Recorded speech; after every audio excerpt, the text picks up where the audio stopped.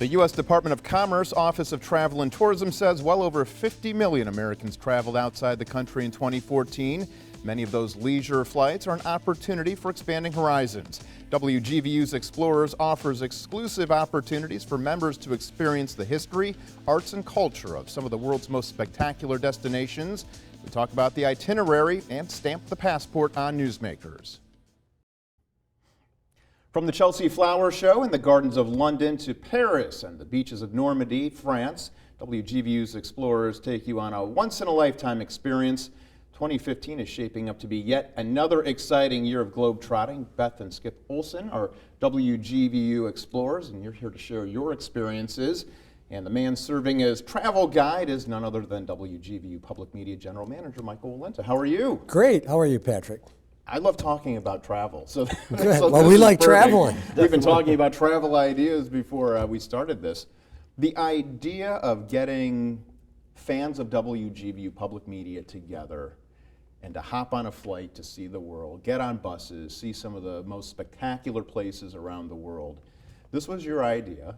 I can't take all the credit. I'd like to. I would like to. I'd like to. But the idea came because other PBS and NPR stations around the country were starting to do this. And as I talked to them, as they were getting a little traction, it really was working well. And we did a little research. West Michigan people love to travel as we did the research. So we said, sure, let's go forward and do this. And we've really been, it's been one of those things that we've been noodling with for many, many years. Finally, the time was right. We put it together. Our first one went off in the spring. We went to London for the Chelsea Flower Garden Show. And then we put we were putting the France one together. We wanted to go. And they said, well, you know, it's the 70th anniversary D-Day. We couldn't get in there in June with all the festivities, all the commemorations. Looked around and one of our staff said, hey, well, why don't we go on Veterans Day and Armistice Day, November 11th, 11/11. So that's how we got the idea, and we're off and running. That was our second trip, and we've got more ready to go. Picking up steam, 2015. The trip to Italy is already sold out. It's already sold out. In April, May, we're going to Italy. We'll be there, going through the whole country. Already sold out. We'll be all the way up to Switzerland, all the way down to Rome. That's sold out, so now we're on to the fall. British landscapes. British landscapes. There are still plenty of seats there. Why don't we preview this? Take a quick peek at... We've got a little video ready to go. Take you all through the countryside right now.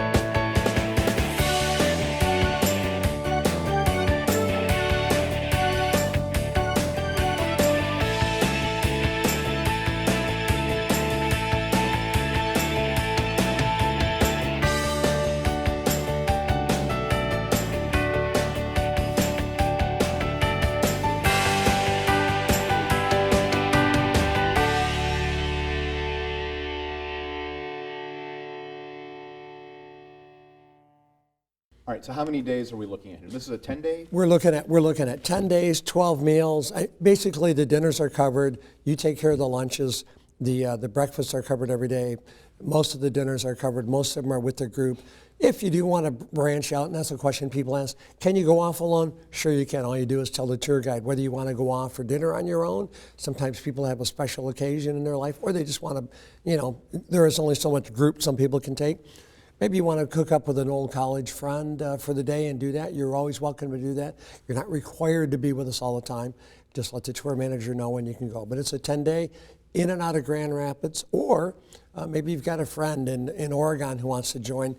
We will check and see if it's cheaper for them to fly directly out of, say, Portland and meet us over in London, or on their own get here to Grand Rapids and then join our trip and go with us the rest of the way. I know we have a map.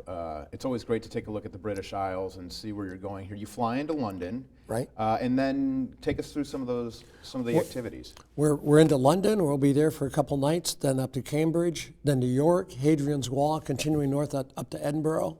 Then we're going to turn and come back down after we've hit Scotland and go down to Gretna Green, Grasmere, Ruthin Castle. We're going through Wales now. then Stratford upon Avon, the Cotswolds, Stonehenge, and then we're flying out and we're back. Stonehenge, I think everybody knows Stonehenge. They know the giant stones. Right. How they got there, nobody really knows. Space aliens. Exactly, You get but to we're check going to it go look out. at them anyway. But along the way, in those towns that you had mentioned, there are some specific sightseeing that is set aside, correct? You're right. There's a list of things that the company we work with has those all worked out. The nice thing about this trip is, you know, we've all been in the car with our, I won't use her name, navigator, and you know, it's not always easy. It's a foreign country, it's a foreign town. They even drive on the other side of the road over there, you know, and then you park, and now you've got to figure out how to get back there and what time they open and close. They take care of all of that. Literally, if you can imagine, the bus or the coach comes right in front of the Gerald R. Ford Museum. They get out, the tour manager will say, okay, you've got an hour and 15 minutes, and then we're back on to our next venue. And it doesn't get any easier. I was a little concerned at first that, oh, they'd ring the bell, drink your orange juice, ring the bell, get on the coach, ring the bell, get off. It's not that bad. Sure, some places I wish I had more time. Others, I had more than enough time. But you can break away from the group if you want, and it really is well laid out, well thought out. The company we work with has been doing this for decades, and they do know what they're doing. There's a tour manager who will meet us at the airport in London, and that person is with us until they take us to the airport and kick us back out of the country, and we get back on the flight home. But they're with us morning, noon, and night.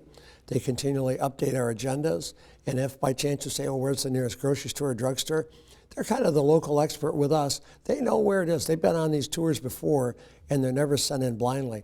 Then every day when we do get to a certain spot, we'll pick up a local guide who is an expert on what we're going to do. We'll give you a little earpiece so you can actually, you don't have to be all bunched in right around like a little herd around the guide.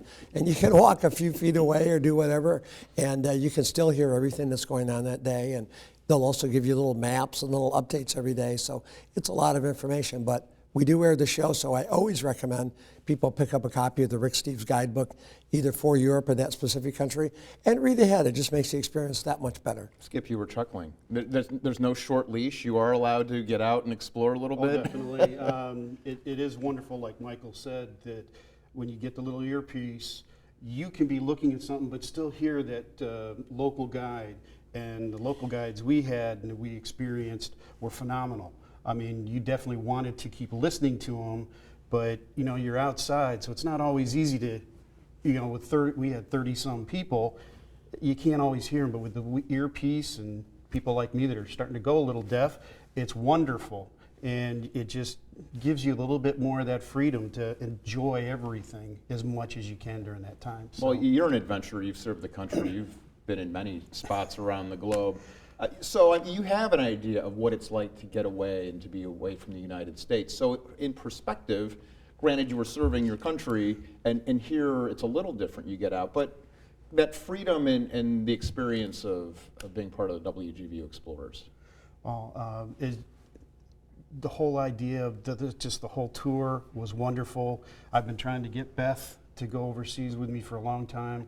You know, I have done some business travel and personal travel in Europe before and gotten to see Germany, a little France and such in the past.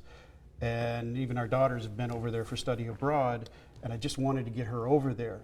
And it wasn't until this opportunity came along that she was willing to give it a shot. And I won't put words in her mouth, but... How was it to travel overseas? And, wonderful. Yeah. Yeah. It always intimidated me to think of just the two of us traveling, the logistics, not knowing the language. I would be that navigator, and that would make me quite nervous while he's driving me trying to navigate foreign roadways. But I know that I always told him I would do a tour, and that's the way he would have to get me over there. Is this the way to go? This is the way to go. For me. I'm not the person like Michael who just kind of goes out of the country and just kind of wings it. But yeah, our tour guide for France was wonderful. She was a Michigan girl, and yeah, all the people on the tour were wonderful. There were 7 of us from Grand Rapids, and couples from all over the United States went. So for you, because you want it to be more low impact, leisurely, give me a sense of a day and what it's like from wake up through an afternoon? Well, usually we're given an itinerary. We know what time we need to meet the group, depending on if we're taking a bus or walking somewhere that day. Have breakfast, meet the group. Generally, the local guide jumps on the bus or the tour bus with us, and they just are so full of knowledge that it's just overwhelming the amount of information you get. But when you get to whatever venue you're to see that day, they take care of the tickets, they take care of the lines, they, you know, it just, all that's worked out for you. But you don't feel like you're sheep, right? You're No, not at all. Not at all. I never had that feeling at all. I never felt rushed. Well. You never felt rushed. Me, I'm a little bit more, you know, I like to read some of the stuff when I go to museums and stuff. But the other nice thing is, because of the local guides are so knowledgeable, I actually felt more comfortable being able to go through the museums a little quicker to take it all in, because I had so much information from them already, and that made her happy too, so we could stick together and we'd, you know, get through the museums much quicker. There were some, yes, that I would have loved more time, but I never felt shorted, like we just didn't get enough time, period. They definitely were well planned out, timing-wise and everything. Do you make friends? I know when I've traveled abroad, there's usually some American couple that will meet and, oh, you live there? And there's a friendship that forms. Sometimes it can continue on in Facebook, or they're not too far from where you live. Do you find that too? Do you make new friends? Very much so. The people from Grand Rapids, you know, we're closest with because we get to see them a bit more. But we even met a couple in Paris that, where did they live now? They live in Montreal. The gentleman, we were stopping at a little cafe on a side street. We wanted to get a crepe. Did I say it right? You said it right. Okay. And they pack people in there, so it was a little snug trying to get in, and they're sitting, you know, closer than you are to us now, and they start talking to us in French, because they were, obviously, we were not speaking the language right away, and then all of a sudden they switched to English, perfect English. Okay, so we sit down and we find out, and we're talking, they're very friendly. They're both US citizens. They both live in Montreal now, but when he was younger, he was telling us a little about his family. He said, yes, this is my neighborhood. Okay, whatever. No, he said, no. What happened was somehow his father left or died, but his mother just said one day, okay, so she packed herself up, and he and his two brothers, and literally that neighborhood where we were sitting is where he was brought up. And, you know, what are the chances of meeting him? And he was telling us the history of this wonderful street that we were on, and how when he was younger, it wasn't, let's just say, as pleasant of a street, but just, you know, the friendliness. And they sat and talked with us for a while and helped us out a little bit.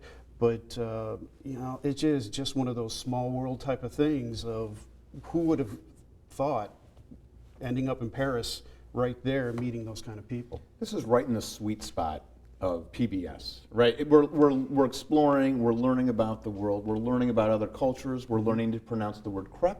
Yeah, I mean, it just seems like this is the perfect marriage. And to that end, learning about other cultures. Depending on the continent where you travel, there are many similarities. But I know we'll be branching out into Australia and some other places in the years to come. Exactly. So let's just talk about learning other cultures and those experiences. I know, Michael, you've traveled extensively. Right. How important is that to you? And when we decide where we want to spend our money in life, you know, we can have material possessions or we can see the world. Let's talk about the value there. Personally, for me, I mean, I've climbed a lot of mountains, and one of the things I've always said, you know, life is not measured by the breaths you take, but with the things that take your breath away. And I've always believed by that. I've lived by that for a long, long time. I've been fortunate to travel all over the world. My wife will tell you, though, that when we first met, I didn't travel at all, but I was raised, my father had a retail drugstore in Petoskey. We worked all the time. We worked all the holidays. We never traveled. So it wasn't in my DNA. I didn't know how to do it.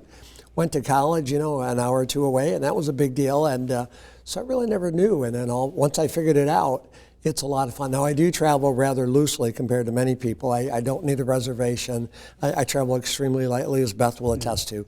But I think the more you get out there, the more you find the world. And everybody wants to meet you. I think people say, well, I can't go there. I don't know the language. I don't know this or that.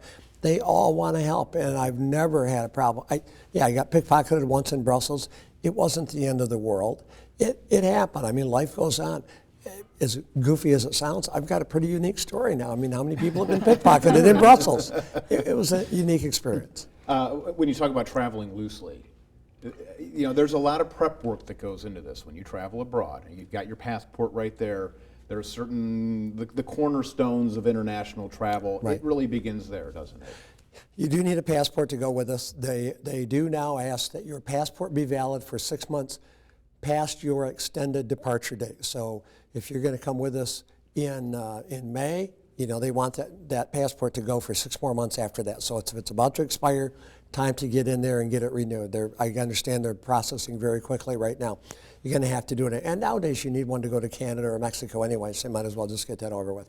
As far as shots go, your doctor can tell you. You can look it up at cdc.gov to see what shots you need. Really, we're not going to any unrefined areas, so it's nothing out of the ordinary that you would need anyway. If you want to work on your language skills, I think that makes the trip even more enjoyable. If you want to do some more research, there's a lot of travel books out there. I'm always going to recommend Rick Steves because we are the show. And watch the show, and we have a number of different people on. We have Rudy Maxa, we've got Rick Steves, we've got a few more. That'll give you another layer of that immersion. So if you watch the show, you learn a little bit about it. You're a little step further ahead than just showing up blind in a country or a city about some of the things that go on culturally. How much is it for a passport? I know there's a cost to initially get one, and I think there's a cost to renew also. The cost is a little bit different now. There's a renewal cost, but then if it's too far past a certain date, you've got to buy a whole new one. I think it's around $100. That sounds about right. Is that about right? Yeah. So, traveling light, packing. What do you recommend for people when you travel? That's He needs to, like Beth has said, a lot of us agreed on the trip. Michael definitely has it down. He needs to have his own little show and or training class for us. We learned a lot from him packing on this trip. We both had a suitcase. You really don't need as much as people think you need. But Michael's got it down to, what did you say, one was 15 pounds and the other one was like 20 pounds. That's just the experience there.